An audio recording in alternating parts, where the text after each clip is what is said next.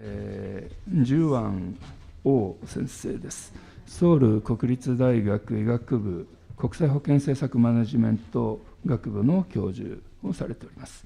で、王先生は韓国の国際開発評価委員を務められています。非常に頻繁に海外に出られている先生です。で、国際保健の分野で研究指導に従事して、妊産婦乳幼児の健康、国民皆保険制度、それから、開発評価を専門とされております。2008年から10年の間の武見フェローです。で、本日は韓国において産科医療が行き届いていない地域に対する助成金制度の有効性というタイトルのもとに講演していただきます。それでは王先生、よろしくお願いします。Thank you so much. Thank you so much for inviting me and having me today. And I especially thank to Professor Keijo Takemi and Yokokura Sensei. Also, to be short, as Professor Kondo Sensei mentioned, the Takemi program changed my life. So, I'm going to talk about you regarding the geographical inequality in Korea, how to overcome that recently. So that let me briefly show the Korea profile. We had the 50 million population, and also about 40,000 number of births in a year. So then total fertility rate is almost 1.2 around. And then regarding the birth-related statistics, the mortality ratio is quite good. As maternal mortality ratio is 8, and then infant mortality rate is 2, and then perinatal mortality rate is 3 around. Then also this, we can compare that into the OECD average, and then other countries, it's quite good, perinatal mortality and also infant mortality. But maternal mortality ratio is a little bit higher than OECD average. As you can see, the main cause of death in terms of maternal mortality is mostly pulmonary embolism. That's not preventable yet, unfortunately, in many high-income countries. However, some hemorrhage-oriented cause of death is second. So we can have some room to improve. The age patterning is more likely aged mother is more dying than others during their birth. And also in terms of neonatal death, there are some reason in the low birth weight and preterm is a prenatal or perinatal causes, and also congenital anomaly. That's quite a similar pattern of other high-income countries. So age pattern is the opposite to the maternal death. It's more babies coming from the adolescent mother is dying more, and also a little bit higher dying in the aged mother's baby. Then once we can see the longitudinal trend of this mortality, then we can see the general decreasing trend. However, as Dr. Kondo mentioned, the economic downturn in the 2008 showed the little bit aggravation during that 3 years. So that it was increased for a while. Then after that, having some subsidizing policy of the government, we can overcome that. And if we can see the crude birth rate, it is continuously decreasing over time during the last 40 years. Then while the crude death rate is stabilized, so that now it comes to almost no population growth level. But as you can expect, during this continuous decline of birth, there are a huge change in the birthing industry. So that, not surprisingly, during the last 10 years, the number of birthing centers become halved. And also the number of the new OBGYN doctor become 1/3 during that 10 years. So that number decreasing is not really matter in terms of the industry. However, in terms of geographical inequality, that becomes a matter. So continuously, more likely polarizing pattern was observed. Once we define the high volume center, like some district which absorb mothers from adjacent district, then it is more like if there is 1,000 mother in the district, then the delivering in that district is 1,690. So that more absorbing district become more absorbing and more absorbing over time, while the district who are expelling the mother to the adjacent district or longer district, the distant district, it becomes lower and lower. So it is more polarized. I would like to focus more on this obstetrically underserved district. The definition of this area is the population, 30% of their population is difficult to get access to the birthing center within 60 minutes. So that district become really a social matter. It is almost a 30 district at that time. So that it is the ratio of birth to the mother in the district is very low here, not surprisingly. So police concern was made something because of that market failure. So decreasing number of birthing center, especially in the remote area, and also similarly low investment for the NICU, neonatal intensive care unit. So those two become a big matter in that period, around 2008 to 2011, especially economic downturn period. So many journalism mentioned and also criticized a little more about the increased and inevitable travel time to the birthing center. Many population, many number of mothers need to travel more than 1 hour.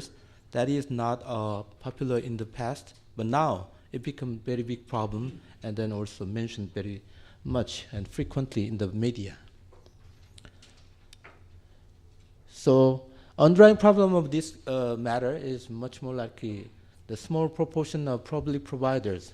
If the Korea society has much more public providers, then government can distribute the provider quite evenly to match the need.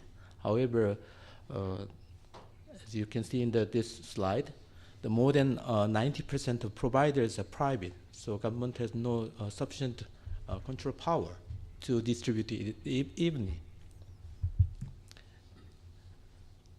And not surprisingly, private provider is not really the actors who are obedient to the government regulation. So in this sense, the remote area people has very difficult to reach the birthing centers.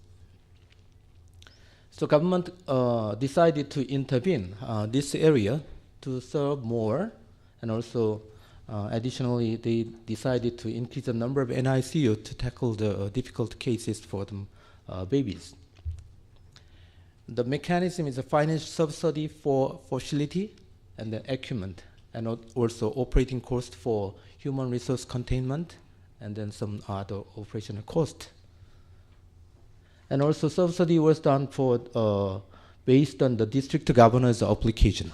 So not universal supporting for every district, but based on the governor's willingness to overcome that, so that it was done by 50% and 50% match funding basis, so that central government give that the 50% of subsidizing, and the other 50% was coming from the local government as well, including provincial government. Then let's go to the result. Generally speaking, in maternal and the neonatal health, the results was good, luckily.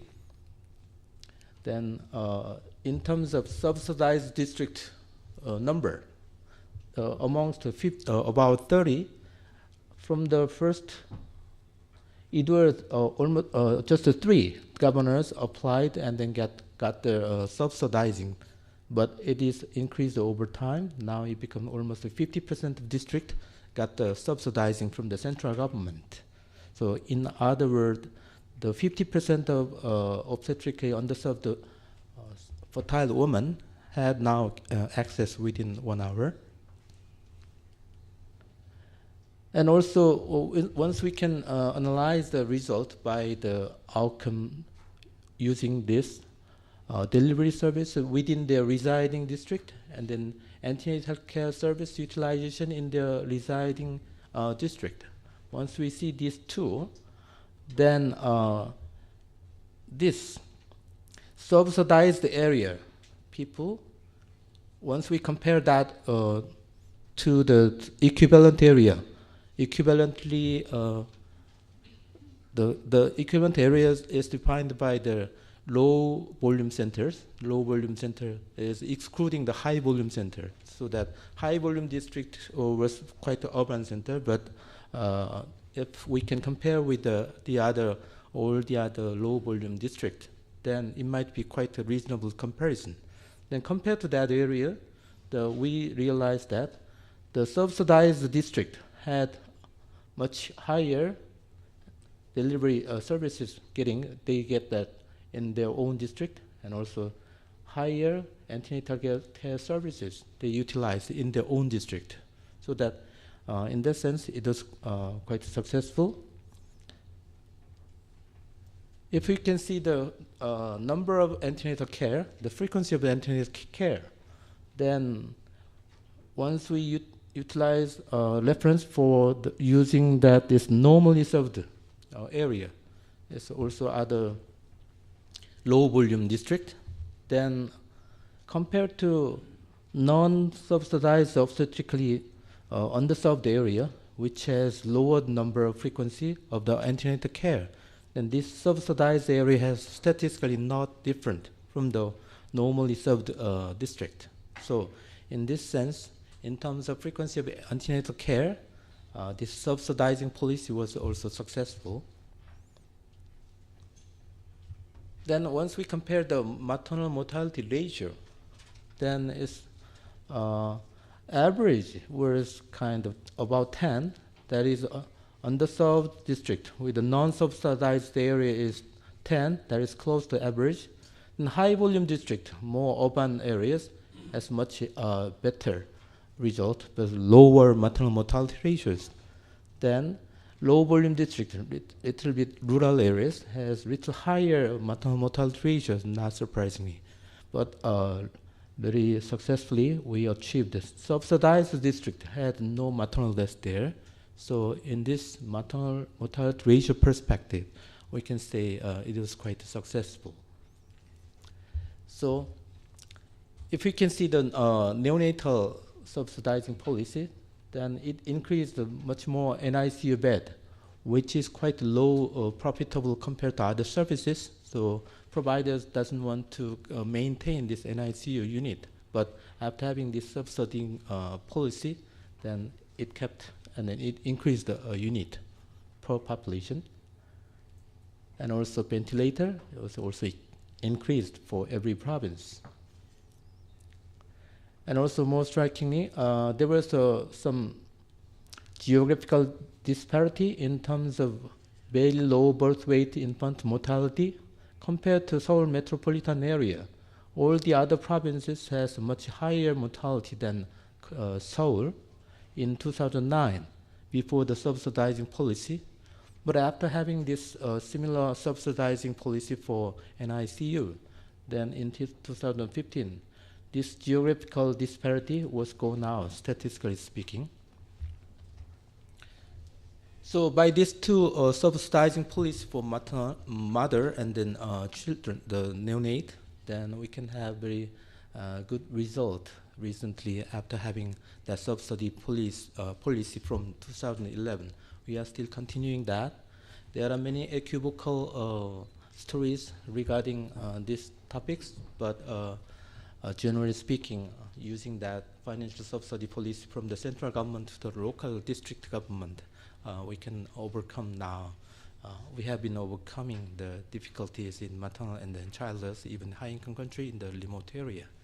So this is the conclusion of our government action. And my role was, as a the former武見Fellow, I was invited to this evaluation program. When they are starting the program, they had no evaluation plan. However, the government was very much difficulties in some sense. Media mentioned very often about that remote area problem, and also they have no evidence to show the good result. So they invited me because they had no the intervention data. So they have no way to show that good result. However, after I was invited, then we have very good discussion to how to show that, so that those reference-based result presentation made that conflict resolved. So now government continue to subsidizing this policy very well.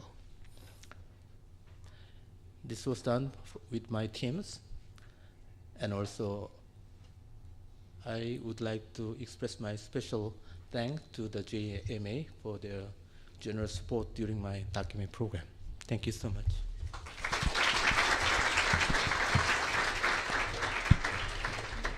王先生ありがとうございました。